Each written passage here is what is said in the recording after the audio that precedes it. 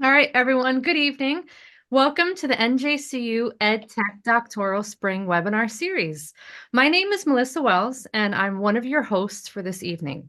I'm currently a doctoral student in Cohort 10 in our EdTech Leadership EdD program, and I'm also the graduate assistant of our EdTech department here at NJCU as well. So I've been so excited and I've been learning so much from all these exciting sessions about AI. Everywhere I look, it's AI, it's AI, AI. So you guys are gonna love tonight's session. So for this evening's sessions, we're going to explore a lot of several key topics, and there will be time for questions and answers at the end. Now, Tiffany, our presenter, would be greatly to acknowledge that if you do have any questions, just you could press the raise hand button and she'll be glad to answer your questions during the seminar as well. So again, please feel free to comment or ask a question in the chat box. All questions will be answered towards the end. But again, if you raise your hand and really need to say something during the session, please feel free to do. So everyone, thank you for being here today. And I look forward to all these discussions that we're going to have ahead. Now, before I introduce our presenter for this evening, I'm going to turn it over to Dr. Dana Mason, who will speak briefly about our department and what we offer. Welcome, everybody. Thank you so much, Melissa. I'm really excited that you could all be here. This is going to be a great session. Our webinar series is going to continue until I think the last session is April 4th. So please feel free to join us at any time. And just a tiny bit about our department. The Educational Technology Department at New Jersey City University is nationally recognized. The Educational Technology Department itself is ranked first nationally in affordability and student-centered learning. The master's program is ranked third nationally as an online technology program, and the doctoral program is an Ed.D program ranked ninth nationally for affordability and return on investment. The degree programs that we have are MA in Educational Technology. This is a 36 credit credit program, and it's fully online. It's completely asynchronous, and you get a lot of support through the different discussion channels, and also you get from your professors and advisors. So you're locked in kind of different way, but you have the flexibility of tuning in from wherever is most convenient at your time. The MA Educational Technology Specialization in School Library Media is another degree that we offer. This is a 36 credit class, and it's great for media specialists and clearly people that are looking to go into school library media. This is also fully online, 36 credits, same situation as the Educational Technology MA in terms of being asynchronous and online. Now, we also have an Ed.D program. That's our doctoral program. This is a 60 credit program. It's over the course of 3 years, and there's only 1 week per summer that's in person. We get together to do a summer institute. So you move together, though, as a cohort. So where it's asynchronous in terms of your classes and the times that you tune in and you do your work, you're working together at the same time and progressing through your classes with a unit of people, which gives you an immense amount of support, and it's a lot of fun. So that's some information about that. If you're looking to maybe up your skills a little bit, but not commit to a full degree program, we have certificate programs. Right now, one of our popular ones is the Assistive Technology Specialist Certificate. It's 1 year, also fully online. All of our programs are online. We have, it's 5 courses total, which gives you 15 credits, and 3 courses are fully transferable to the MA program. So in the future, or if you're working on it currently and you're working on a master's degree through our department, you have that transferability. The STEM certificate is another thing that's also quite popular too, especially as we're moving into 21st century learning and working on transdisciplinary education. The STEM certificate is 4 courses total. There are 12 credits, or 4 courses total, 12 credits completely. And some of these are also transferable to the MA program. So if you have any interest or you have any questions or anything like that, you can find us on our website and check out more information. And I'll put our phone number and email address to reach out to us at the bottom. Without further ado, let me stop sharing my screen so that we can move on to more important matters. And Melissa, go ahead. You can take it for the next. Okay, so now allow me to introduce our speaker for the evening. Here we have Tiffany Grant-Simmons, and this evening's session is called AI for Early Learners. So a little about Tiffany. Tiffany has been teaching for nearly 2 decades and is currently a kindergarten teacher for the Jersey City Public Schools.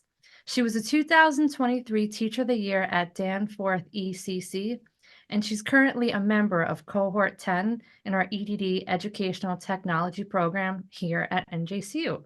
So I'm also in Cohort 10, and I can't tell you that uh, Tiffany is the mother of Cohort 10. She is one of the strongest people that we know. She's one of the most kind-hearted. She's always there for everyone, and I have to say I'm so grateful for her to be in this cohort, and she's going to share all of her knowledge tonight.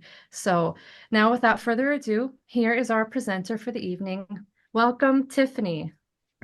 Hi, thank you, Melissa. Thank you very much. That was very nice. Very, very nice. Thank you.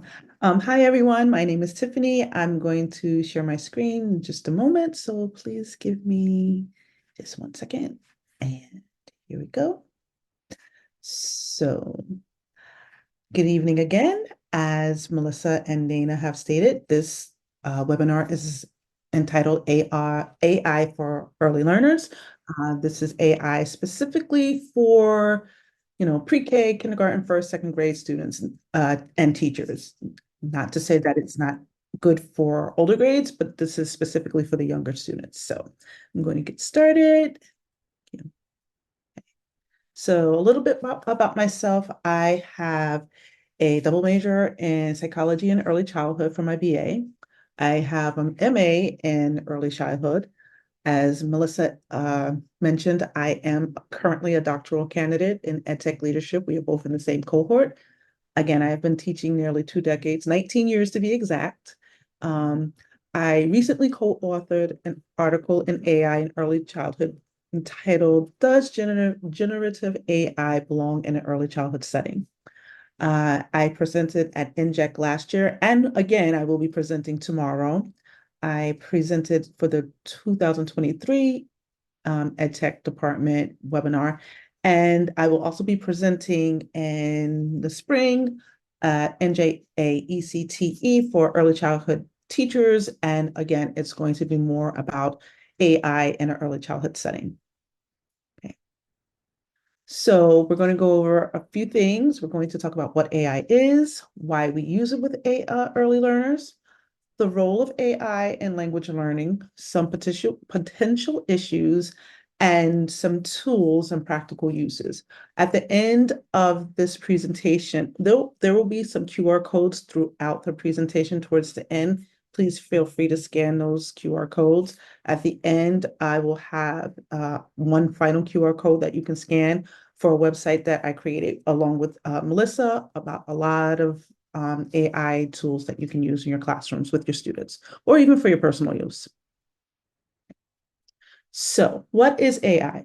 AI is artificial intelligence. It is the simulation of human intelligence processes by machines, allowing them to perform tasks that typically require human cognitive functions. So anything that we would normally do, now machines are doing it for us. AI systems can analyze data, learn from it, and make decisions or perform actions based on it.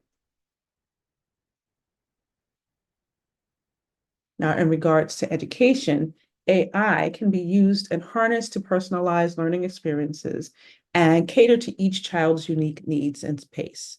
So we can use AI to make our lessons more interesting and cater it to our students' particular needs. So why would we use AI with early learners? Well, for one reason, AI literacy has become an important skill in a rapidly evolving digital society. So, a few years back, AI was becoming very big and people were, talking about it. And they were mostly concerned and concentrating on middle school and high school and higher education. But there really wasn't a lot about, the younger learners pre-K to, say, fifth grade. But there is a demand for the AI skills, and it's increased with the emergence of AI-driven applications.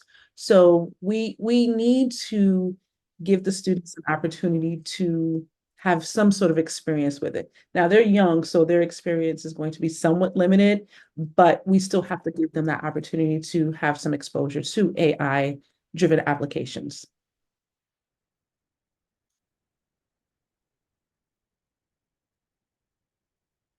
So why use AI with early learners? Well, for one, we want digital equity for all. It doesn't matter if a student lives in a suburban town. It doesn't matter if they live in a rural town with limited access to internet. It doesn't matter if they live in an urban town, living below the poverty line. All students need to have some exposure to technology and to have skills that they're going to need for the 21st century jobs. When we're talking about AI with early learners, we're thinking about constructionism.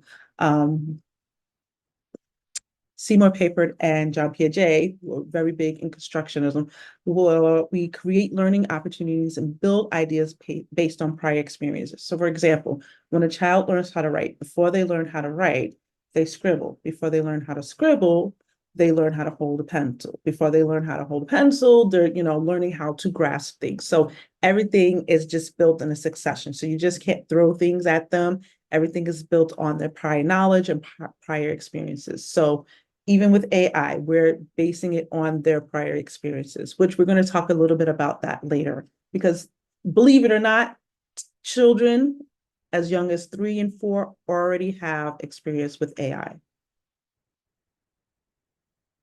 Okay. So, as I was saying, young children are not strangers to AI.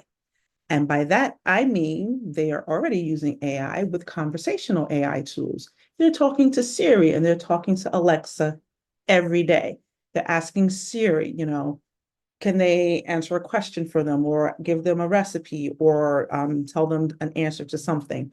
And they're also talking to Alexa. They're asking for their favorite songs or they're asking for a story to be read to them or something. So they are already engaging in conversation with AI. It's just not at the same uses as the older students. So here was a cute little video that I saw with a child engaging with AI. I just love it because here she is, just wanting what she wants. Chair. Baby chair. Explicit isn't included in Prime, but is available at Amazon. Alexa, play baby chair. Alexa, play baby chair. Sure, baby, hold back by Say Anything on Amazon Music.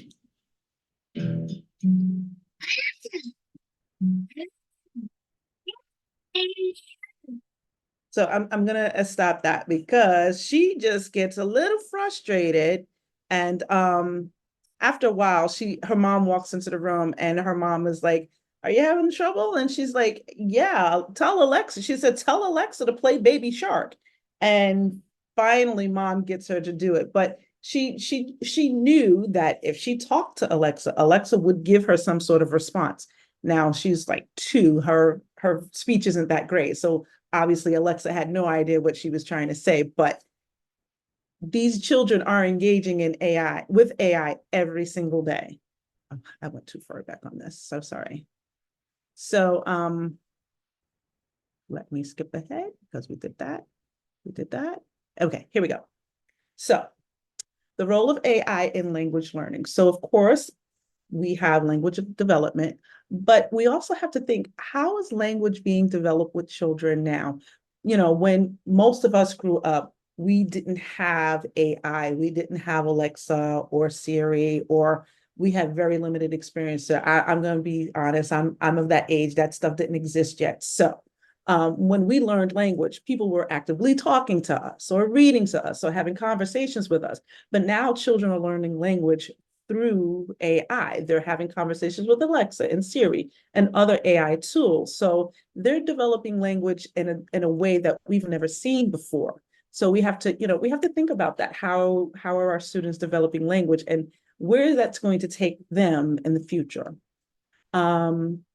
We're talking about digital literacy. We want children to have digital literacy.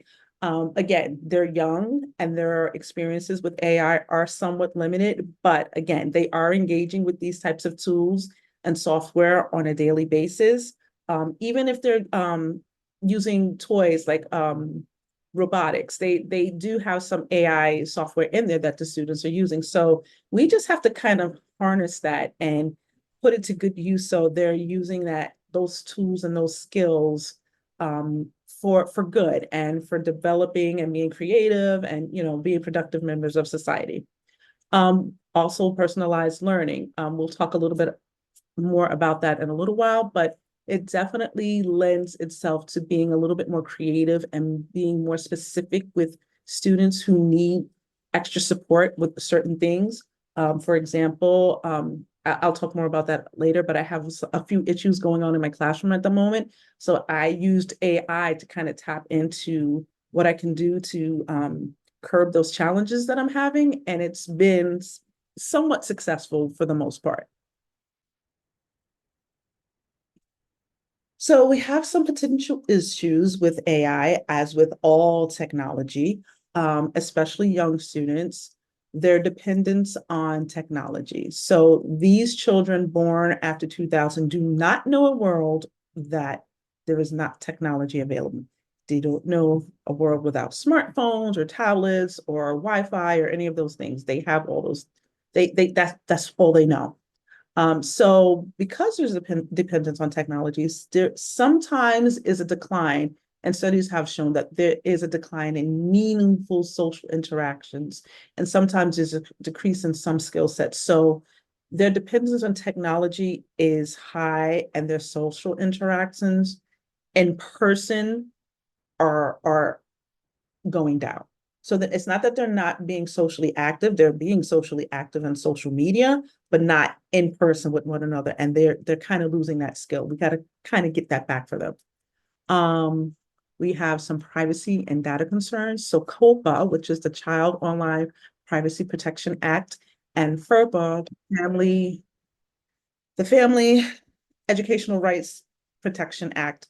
Both of those are laws that are on the books that help to protect children from online issues, their personal information, getting their grades, making sure they're not engaged in any inappropriate activities. So we have those issues, and making sure that if we're using AI, the children's privacy is protected and they're not, being engaged in something that they should not be engaged in.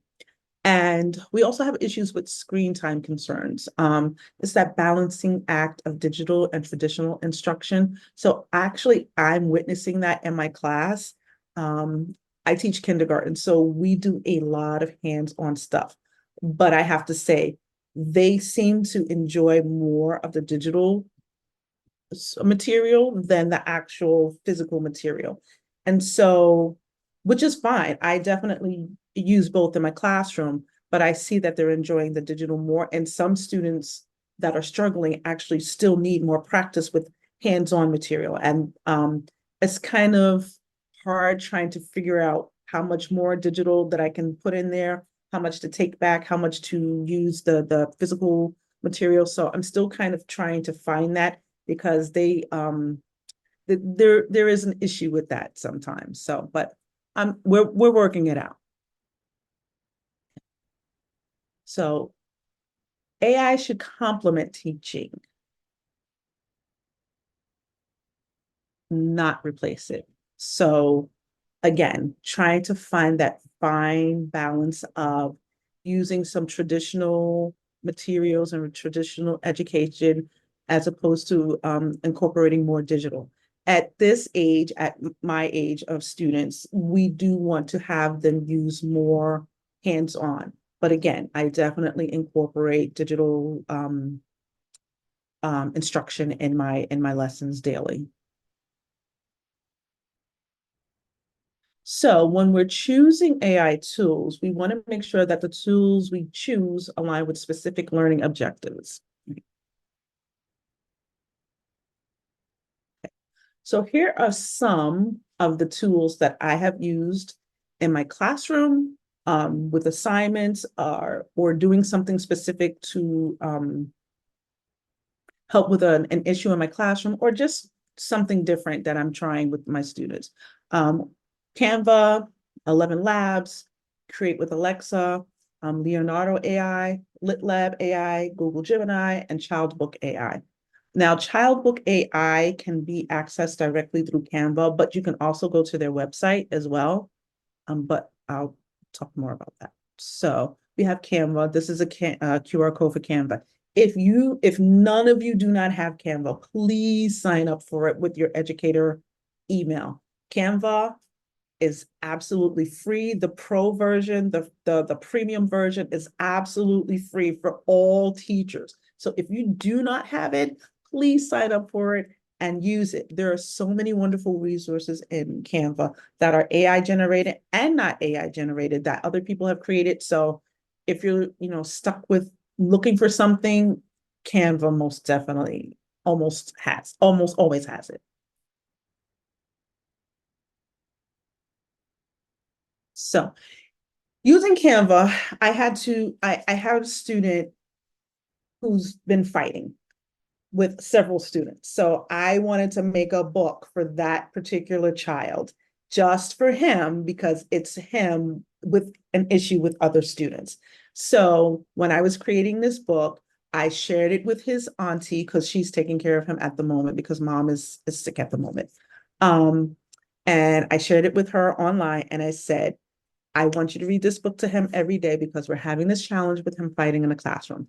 So when I was creating the images, these are some of the prompts that I used to create the images. Now, I will say the images are not exactly the same. So you have to be very specific about what you want. And then you got to kind of keep a mental note or write your notes down on what you want for your story. Now, there are other AI tools that you don't have to be as specific because they'll pick up on that you're making a story for like 10 scenes and they'll kind of try to make sure that everything stays the same. Canva hasn't quite figured that out yet, or it could be me. I haven't figured out how they're doing it yet, so I'm still playing around with it. But these are some of the images and the prompts that I used to get what I was trying to get for this story. Because again, he was fighting. We're trying to get him to stop fighting. We're trying to get him to use his words. We're trying to get him to, meditate and work it out. And so these are some of the images and the prompts I use to make the story for him. Okay. And this is something that I did for myself because I was trying to play with it myself. And I have to say, this was one of the best images they came up with. Again, these are some of the prompts that I used. You can use other prompts. If you want something specific, just play around with it. It will give you, when you're putting in the prompts, in Canva, they generally give you like 4 or 5 at a time. And you can just pick what you want. And with those, say you pick one that you like, you can hover over like the little 3 dots there and say, well, I want to regenerate it, but I want them to regenerate similar to this one. So you can get 4 new images similar to the one that you already picked. This is LitLab. So LitLab, as it says, is a hyper-personalized early reading software.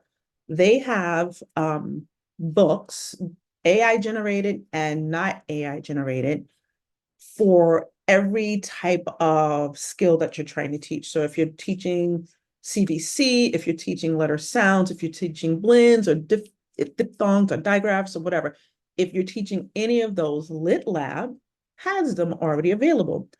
However, if you don't particularly care for their stories, you can create your own stories. There's a drop-down menu, and let me go to the next page so I can show you. So these are some of the stories that they have available already. So it has alphabet, CVC, vowel consonants, the AI sound, AY sound, just anything. But at the top where it says select a skill, there's a drop-down menu.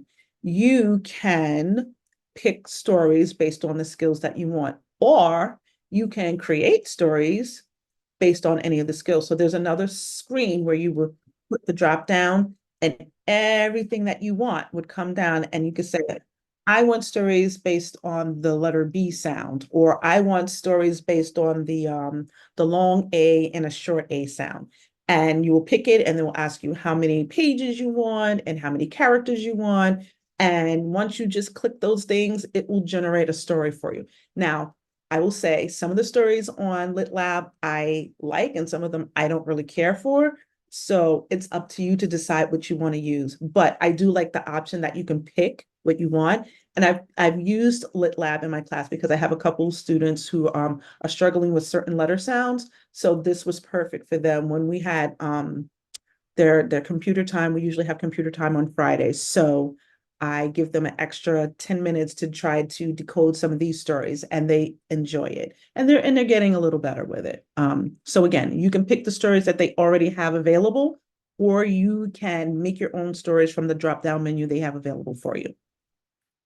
Okay. 11 Labs. I discovered 11 Labs about 3 weeks ago. So mentioning when I made that story for my little student who was fighting, I could also make a video. And in Canva, you can record your voice and add it to your story or your video, because you can make videos on Canva too.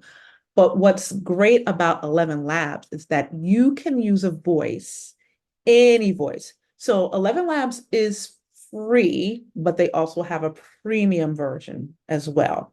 Going back to LitLab, it's also free, most of it. But 11 Labs, you can get credits every day free, and they regenerate every day. They also have a paid version, and they have different pricing options. But what's so great about it is that, let me turn to the next screen. So it's generative voice. If you're making a video, you can record your voice for your video. However, if you don't want to record your voice, you can record any voice you want. They have a drop down of, I think, like 40 different voices you can use.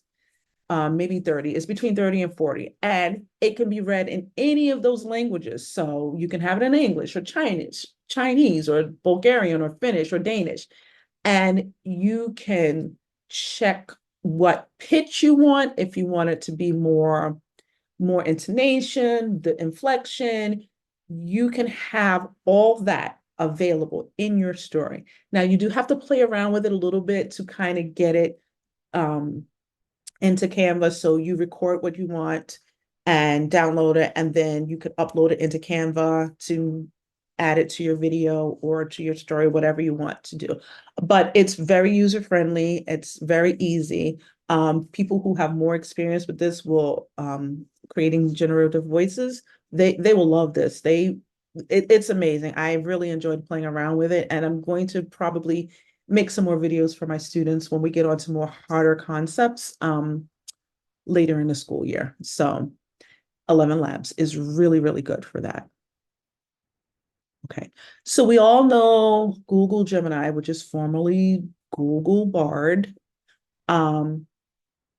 Speaking about videos, what you can do is, what I've done is, again, if you want to create a video, I typed in for that particular story, I want a social emotional story for my students that aged 5 and 6 years old who needs to learn how to make friends and different ways that they can learn how to make friends. I'm just saying that off the top of my head.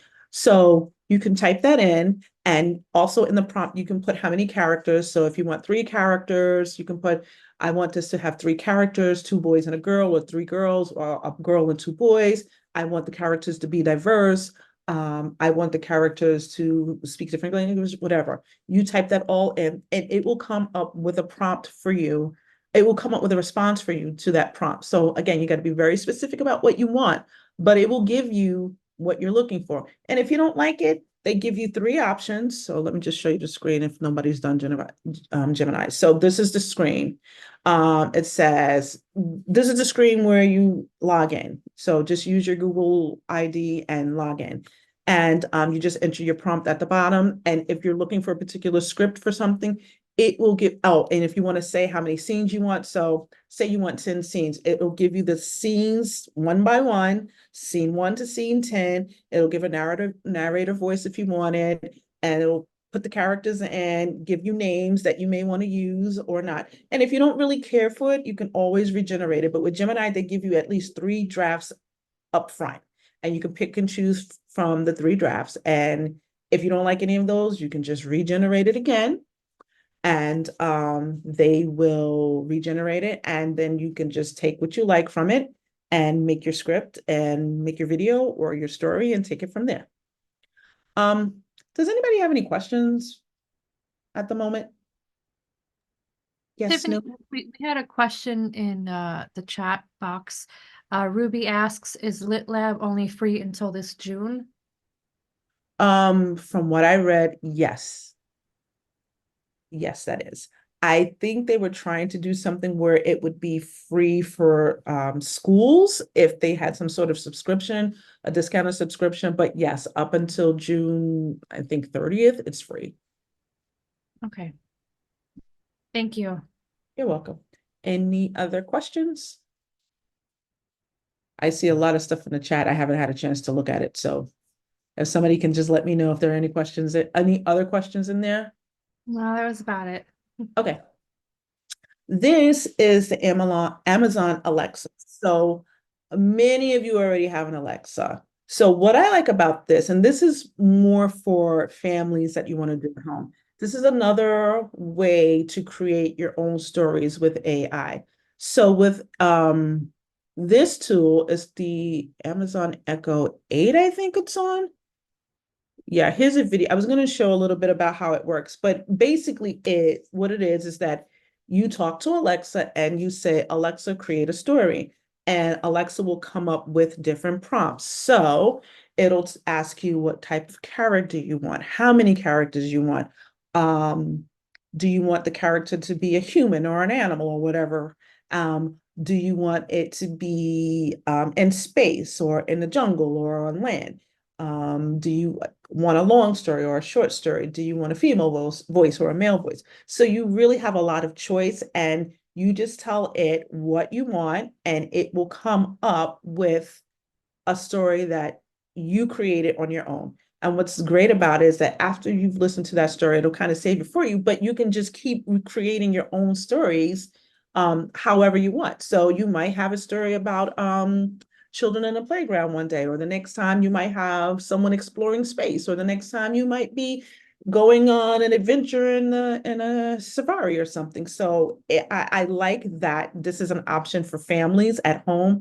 You might have that option in school if you have, Amazon Alexa, or you're in a district that has a lot of money and they can have that for you. But this is a good option for families at home because it is helping to develop language. It is helping students to talk about what they want and be creative and, problem solve. If it's something that they don't really quite want, they can think about how they want to create the story and make it more their own. So I do like this option for families. This is also Childbook AI. I mentioned that you can access it directly through Canva, but you can also go to their website. Now, what I like about this is that you can create the stories however you want, just like the other AI. But what's great about this one is that you can actually print the book. So if you want a physical copy of any book that you create, you have the digital option to use online, but you can also have them print a physical copy for you. And I've seen some of the stories that they've had available on there that people have created. They're actually pretty good. And, they have lots of options for you as well. So, you can do a space story or a story about animals on the farm, or a picnic in the park, or whatever you want. These sites are really doing something wonderful for students and parents alike, and teachers to, continuously develop language and give these students an opportunity to be creative in other ways. Let's see, what's the next one? So yeah, this is from Childbook AI. This is just, you just log into their site or even right through Canva, and it says create now, and it gives you all those drop down menus to decide what you would like your story to be about. And again, it's a good option if you want a physical copy of a book for children who like to have a physical copy, because I'm old school. I do have an e-reader. I use audiobooks, but I really like to hold a book in my hand. So this is a good option for kids who really need to touch a book. Okay. Leonardo AI is another wonderful tool for creating digital images. They are fantastic. Some of the images are just like mind-blowing. And it's all based on the prompts that people use. So again, you got to be very specific about what you want, but they will create some amazing images. Now, Leonardo is not, well, it is free. It's a freemium. So there's portions of it that are free and there's portions of it that you have to pay for. So with the Leonardo, I believe you get like 150 credits daily that refreshes. So once you use up the 150 credits, each day you get more credits to create any images that you want. And similar to Canva, you can decide if you want them to generate one image or several images at a time. Keep in mind that the more images you create at a time, it takes up more credits. So if you're looking for something very, very, very specific, I would suggest if you're using the free version, kind of work out what you want before you go in, so you don't use up all your credits on one shot. So kind of work out your prompt beforehand. I would say even go into Canva and kind of play around with it to get what you want, and then come back to Leonardo and get something different, and work with it that way. So here is a screenshot of some of the images that you got. Yes, it's 150 credits a day. So these are some of the images that people have created on their homepage. I was really, really impressed by some of what I saw. And I think I'm going to use this in conjunction with Canva to create more stories and videos for my students in my classroom. But this is just another great tool to get more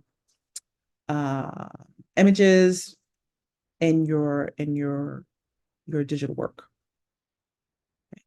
So additional AI resources. So again, I mentioned earlier that I created a website for Google Classroom and trainings, but I also put, along with Melissa, we put a lot of AI resources. So there are websites, there are newsletters, there are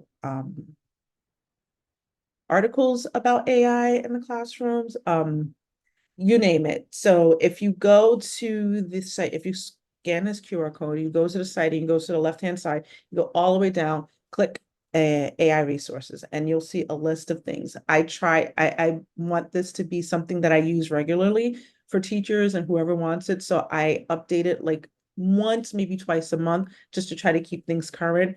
I didn't have a chance to do it for March yet, so it was current as of February 27th.